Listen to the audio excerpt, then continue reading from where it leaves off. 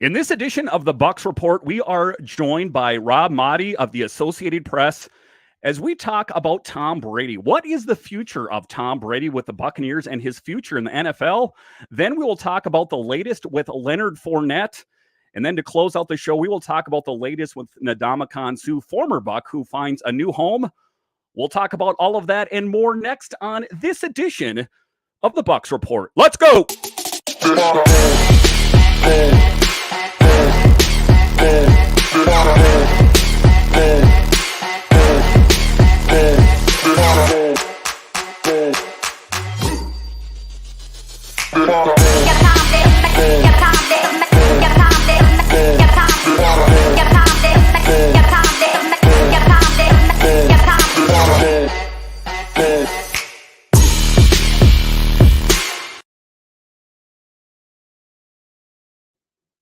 All right, in this edition of the Bucs Report, we are joined by Rob Maaddi. Welcome to the show.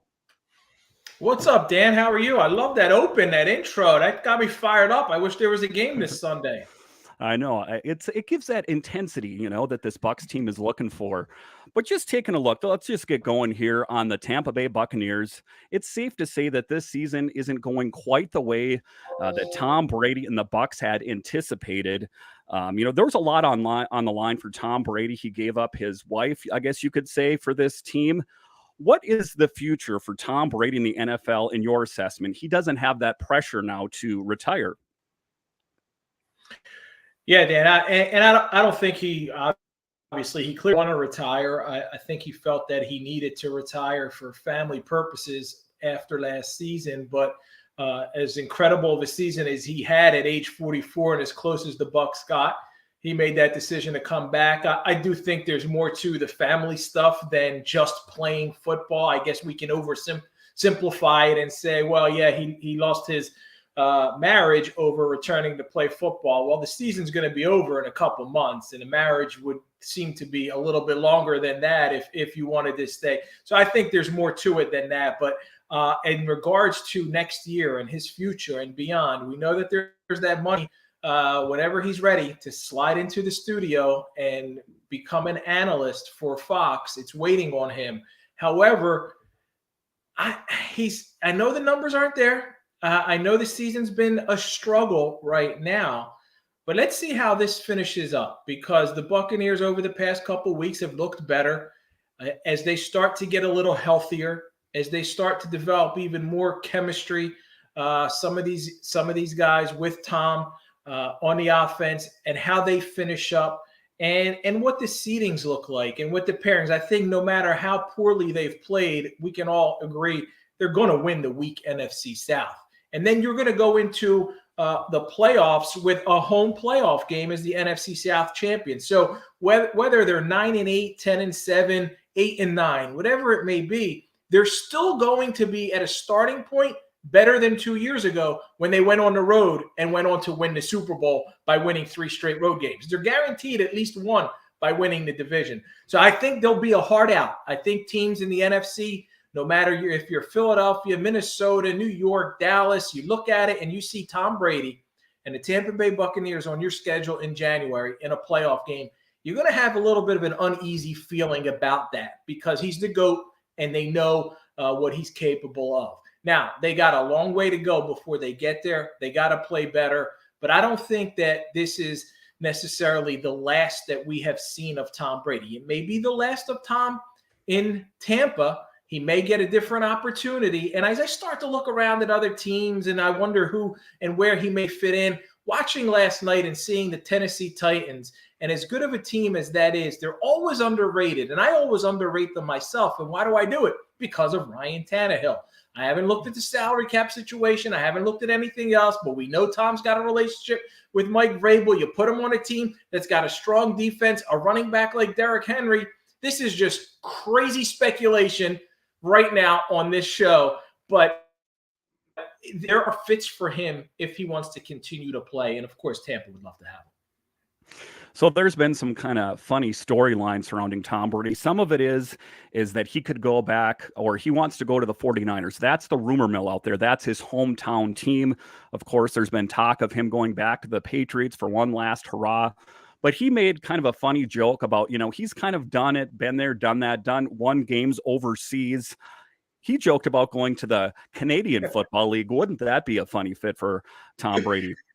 Yeah, and that's certainly not going to happen, but that's probably more likely than him teaming up with Bill Belichick and the New England Patriots. I could definitely don't see that one happening at all. But yeah, he's the only quarterback to win in 4 different countries now after winning that game in Munich in Germany. And the only one that's left is a Canadian, unless the NFL can venture into Canada, but that's not likely to happen in Tom Brady's career span. Yeah, so I mean, the questions abound for the Tampa Bay Buccaneers after this season if Tom Brady, in fact, does not come back to the Bucs, and all signs point to that he's not going to come back. But Greg Auman from The Athletic wrote something. He said, interesting. Now, if Brady opts to retire, the Bucs can process the retirement, so the cap hit is between the 23 and 24 season. I think it's like 12 million in 23, 23 million in 24, but some short-term savings. So again, for optimal right now cap savings on a player for voidable years, you want to re-sign them before the current deal voids. So a lot of questions about the Bucs. Who are they going to turn to at QB next year? They have Trask and Gabbert. Trask, who was redshirted all of last season. They don't seem to have a true heir apparent on this Buccaneers team unless they go out and draft someone else. It kind of puts the Bucs in a tough position. What are your thoughts on the future for the Bucs at QB? Yeah, and their salary cap is going to be in shambles, and there's going to take a lot of creativity and a lot of work to try and fix or make that salary cap workable to be able to field a quality team. I think in the foreseeable future, just let's suppose that Tom Brady's not back with the Tampa Bay Buccaneers and he decides to move on or retire from after this season. I think short term, you're going to have to turn it over to Kyle Trask and maybe bring in a veteran on the cheap type backup quarterback. And there'll be guys who you can bring in who can serve as sort of mentors. And obviously Blaine Gabbert is one of those guys. And you can look around the league and see who can fit that. I always, Nick Foles stands out to me as someone who is a great locker room presence, someone who is a great leader, well-respected and capable starting quarterback, and certainly among the best backups in the NFL. He's got a Super Bowl MVP trophy. You can ask Tom Brady all about that. So there are guys you can bring in to be veterans to back up. But if Tom Brady moves on, this Buccaneers team is going to go into a very I would assume, and I know that they're going to tell you it's not a rebuild, it's a retool, it's a restock, it's a rebuild. Dan, right. It would be a flat out rebuild. You'd be in salary cap hell. You wouldn't have the franchise quarterback, and you're going to be starting from a position where, yes, you do have some talent, you do have some players on your roster, and you have some young talented players too as well. But we know what wins in the NFL, and that's having a marquee quarterback, a franchise quarterback, and they're going to have to figure out how they find one. Yeah, and it's a tough position. I don't think people give Tom Brady enough credit. There were some lean years on this Bucs team when Jameis Winston was at the helm, and Tom Brady has a true magnetism that draws people to this team. You look at Ryan Jensen, who was talking about moving on to another team, and he's like, not so fast. Tom Brady's coming back. So it does put the Buccaneers in a bit of a tough spot going forward here. So after the break here, we will talk about why are the Bucs so reliant on the run game? And then we'll talk about Devin White and what's going on in his personal life. We'll talk about that next. All right, welcome back into this edition of the Bucs Report podcast. I'm so glad you decided to join me today. In this next segment here, we're going to talk about the Bucs and their run game. Why are they so reliant on it? It's an interesting thing. Tom Brady really excels when he's making those great passes. Why do you think that the Bucs so far this year have been so reliant on a run game that has been kind of ineffective so far this season? Yeah, Dan, it's been among the worst rushing offenses for the entire season up until the last game where Rachaad White really reinvigorated that offense with his ability to run the football against the Seattle Seahawks. But having a strong run game opens up the offense tremendously for Tom Brady and the Buccaneers football team. It allows the play action to work so well. And we see when Tom can throw the ball over the middle in years past to Gronk and a couple times last week to Godwin, Chris Godwin, and Cade Otton. It's set up off predicated upon being able to run the football and be able to fool teams or at least hold them because on the play action. What I don't see and what I've been very disappointed with this year in this offense is there is no creativity. I see a lack of creativity. I see a very predictable offense. And I know that Byron Leftwich, the offensive coordinator, has had some interviews for head coaching positions around the league.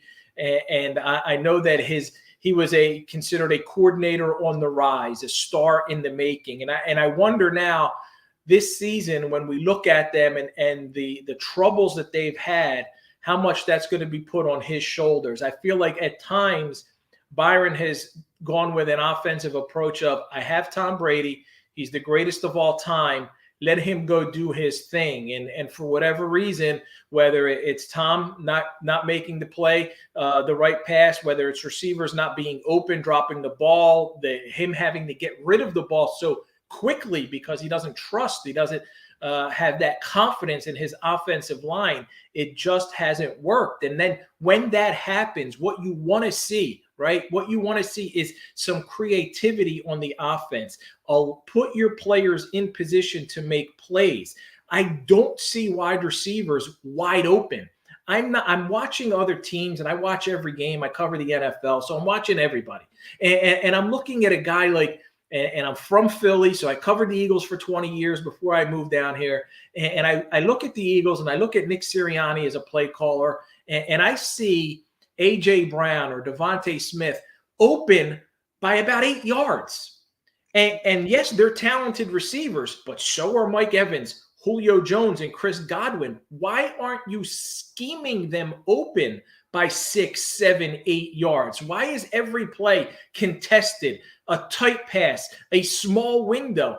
I need to see more creativity. I need to see more guys in motion. I want to see more from this offense that is not just solely dependent upon, hey, let's be able to run the football to set it up so the greatest quarterback of all time can pick apart the defense.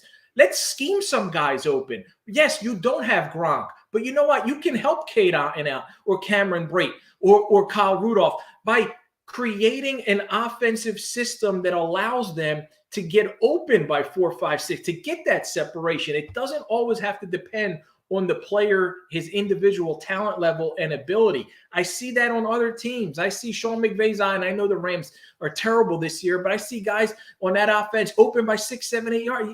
When do you see that other than Mike Evans, first game against the Carolina Panthers, wide open and he dropped the ball? It's hard. It's always tight windows. And to me, that's the offensive play calling. That's the system. That's the scheme. Are you not coaching these guys up? Are you not devising the plays that are going to be able to set you up for success?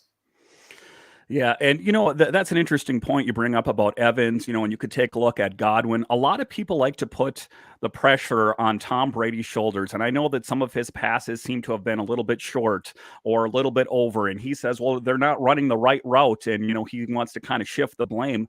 But to a certain extent, you got to wonder, why is Evans and why are Godwin not locked in, as well as they've been in previous seasons?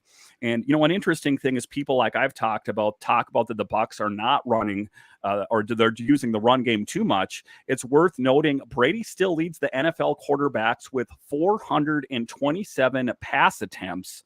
So despite all the garbage data that's out there, Tom Brady still is doing what he does best, and that's throwing those great passes. Maybe not on the same regularity, but he's still doing what he does best.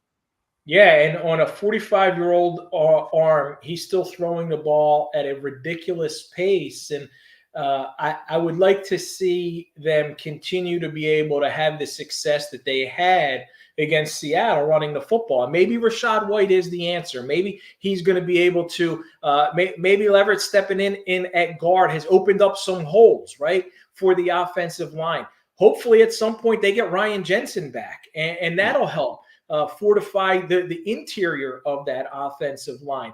But until that comes, they're still so reliant on Tom and the receivers making plays. And listen, Chris Godwin, I applaud him for coming back from that injury as quickly as he was able to. He went down last year in December, toward ACL, and he was back and ready to go in September. And then he got snagged by another injury, and he's playing. But we know that he's not what he used to be at this point. Normally, you come back from an ACL injury, it's the second year back, and he's not being able to get that separation on his own. And it goes back to what I just said earlier. We'll scheme him open, get him open some way, somehow, and it would be really beneficial for this offense if they can continue to run at the pace that they were able to run against Seattle. But they're gonna come up in some moments, some games where they're back to 2.1 yards per clip, and it goes back to Tom. You got to make a play. Receivers got to get open, and obviously, when you're missing Rob Gronkowski, you don't have the greatest tight end out there. He's been a big weapon for them in the red zone, and that's where a lot of their issues are. They're getting into the red zone and they're settling for field goals and not being able to score, punch it into the end zone and get those points. Now, maybe Julio Jones builds off of last week. Maybe the run game builds off of last week, and they can carry that momentum, and you can see them go on a little bit of a nice run.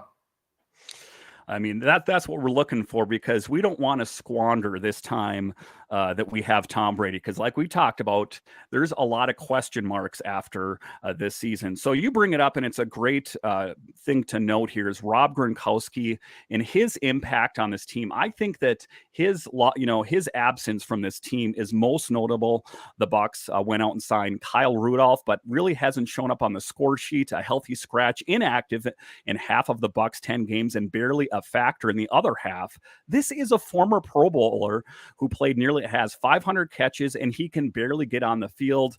Compare his totals with rookie Cole Kafka. He has 4 catches for 52 yards on his 5 targets. So they talked about replacing Rob Gronkowski on committee, but we're really starting to see his absence being noticed on this Bucs team big time.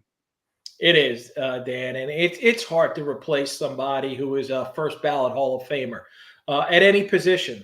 And when you try and do it by using a couple of rookies in and Keft, and then veterans in Brady and Kyle Rudolph, it was surprising to me that Kyle Rudolph really hasn't added much to this team. Like you said, former Pro Bowler, but by committee, it's hard. I've kind of enjoyed watching Cade Otton because he's such a great story with the tragedy that happened in his life and losing his mother a month or so ago. To see him gain more confidence, gain more or earn more of Tom Brady's trust, to the point where he makes that game-winning touchdown catch right against the LA Rams, to where he's able to be a guy who even kick-started that drive with a big play over the middle. And I think he's got potential to be something special. I don't think we'll ever see a guy like Rob Gronkowski walk through those doors and be able to walk onto that field and do the things that he does.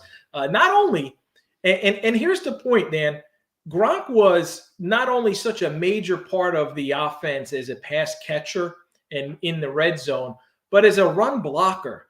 And I wonder how much of the struggles that this team has had running the football up until the Seattle game, and with the exception of week 1 against Dallas, is also due to missing Gronk's ability as a blocker, as a run blocker too, as well.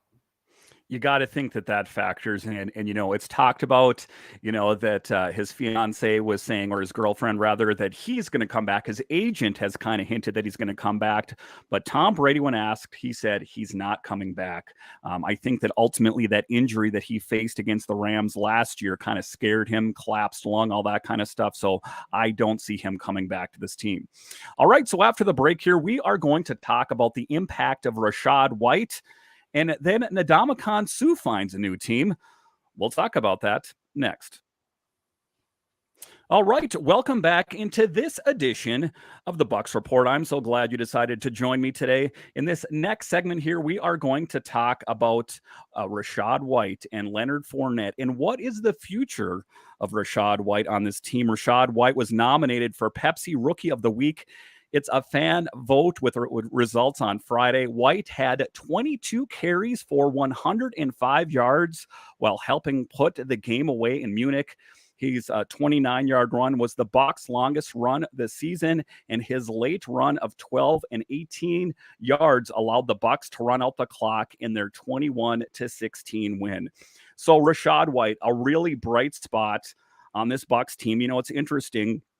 Leonard Fournette was upset that he wasn't getting the ball as much, and the rookie Rachaad White had to console him and, you know, kind of tell him, you know, it's going to be okay, essentially. So, you know, just a very mature guy on this team. Tom Brady talked about how he's a very studious player. During the summer camps, he had a notebook with him and was taking notes. You don't see a lot of that in some of these younger players. Rachaad White does seem to be a good replacement, possibly, for Leonard Fournette going forward. What are your thoughts on that? I think you're always going to need a couple backs, especially the way teams run their offense now. There's the days of the workhorse 25, 30 carry guy, with the exception of Derrick Henry, are long gone. So Rachaad White has been able to step in and kind of give them a spark, energy. The way he runs the football, his style is different than Leonard Fournette, who's kind of more of a power runner, put his head down and attack the hole. I love what they were both able to do in tandem against Seattle. You mentioned Rachaad's numbers, 22 for 105, 4.8 average. Then you look at Leonard Fournette, got 14 carries for 57 yards, a 4.1 clip, and only his longest run was 10 yards. So he was very consistent in that 3-4 range running the football, which is what they need. I think is sort of this is an overused term, Dan, but thunder and lightning kind of combination is going to serve the Buccaneers well. And we've seen this before with Leonard Fournette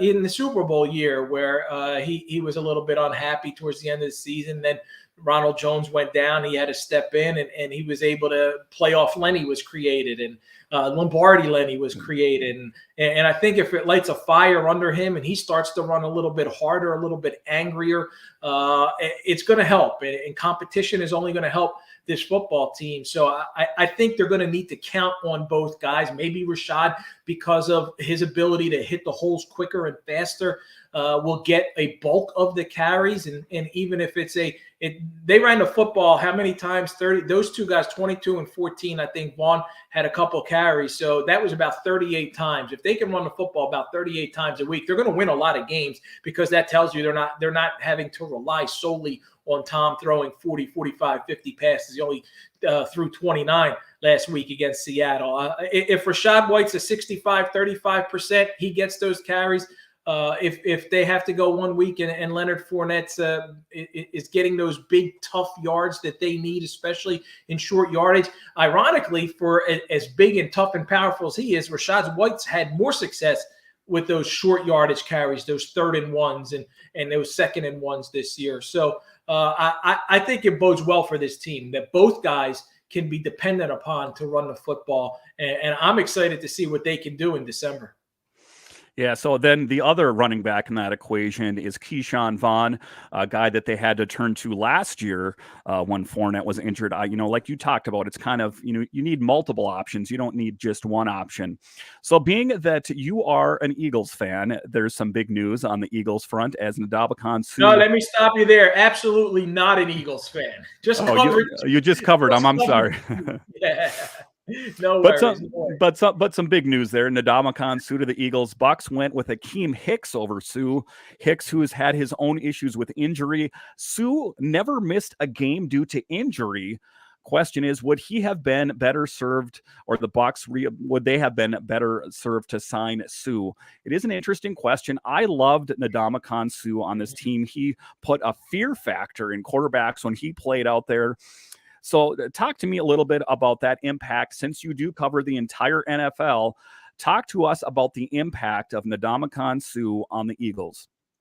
Yeah, and when you mention that with how the Buccaneers, the dollars that it took to bring in Akeem Hicks, and then him going down with an injury, I don't know how much of a trade off that would have been if you can bring back had they brought Sue back and had, yeah, like you said, a guy who's always out there, some one way or another. He's such a tough player, one of the toughest in the league. And he also has that reputation of that nasty reputation. I think he can intimidate guys in the trenches. I think people sometimes, he may not be the Sue of 8, 9 years ago, but that reputation still exists with him. So the Eagles lose their first game, and they've suffered some injuries on the interior of their defensive line. They lost Jordan Davis, who was a big run stuffing nose tackle, defensive tackle. They play a four-man alignment. So defensive tackle, and he went down, and their run game, their run defense has suffered, and they gave up a bunch of yards in that loss to Washington.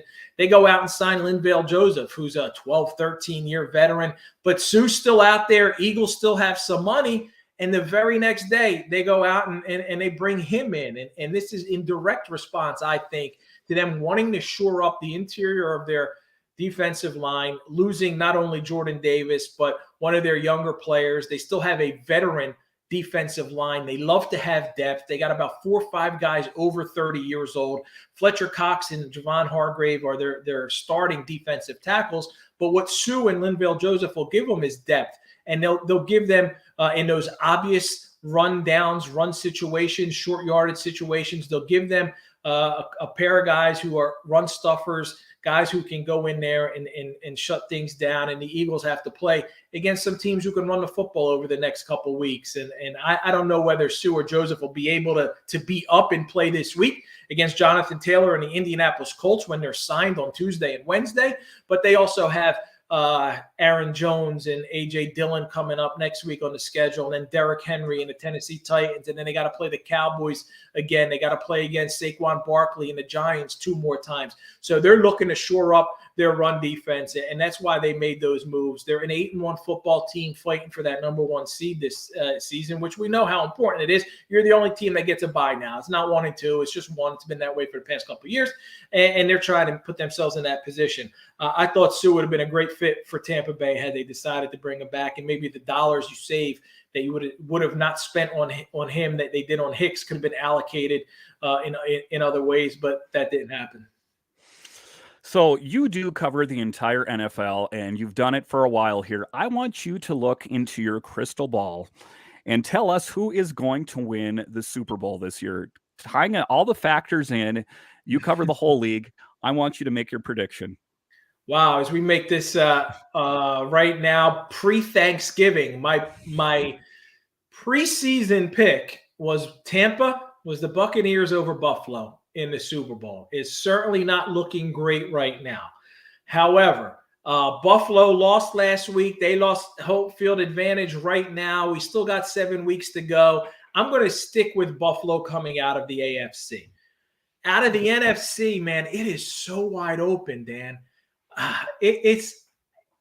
You look at every team and they got flaws. The Eagles, for being 8-1, they still got flaws. Do you still trust in Jalen Hurts to be a guy who can lead you into the Super Bowl? You look at Minnesota, they're 8-1, but they got destroyed by Philly on a Monday night game.